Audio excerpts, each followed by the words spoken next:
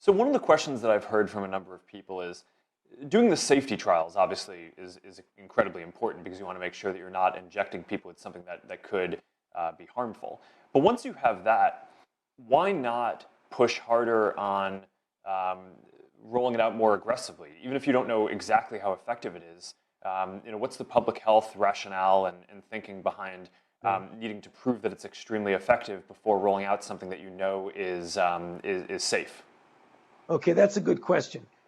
The initial safety study, Mark, is to see if I inject it in the arm, does it have some sort of idiosyncratic or bad reaction?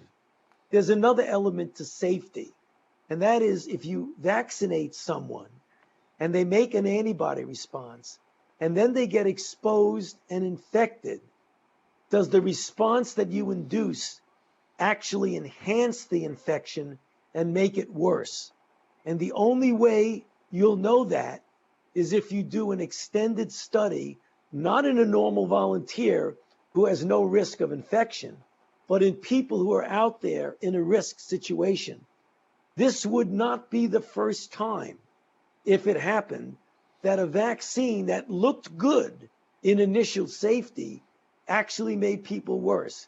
There was the history of the respiratory syncytial virus vaccine in children, which paradoxically made the children worse.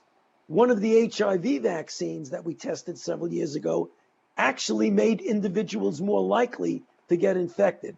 So you can't just go out there and give it unless you feel that in the field, when someone is getting infected and exposed, being vaccinated doesn't make them worse. That's why you got to do a trial.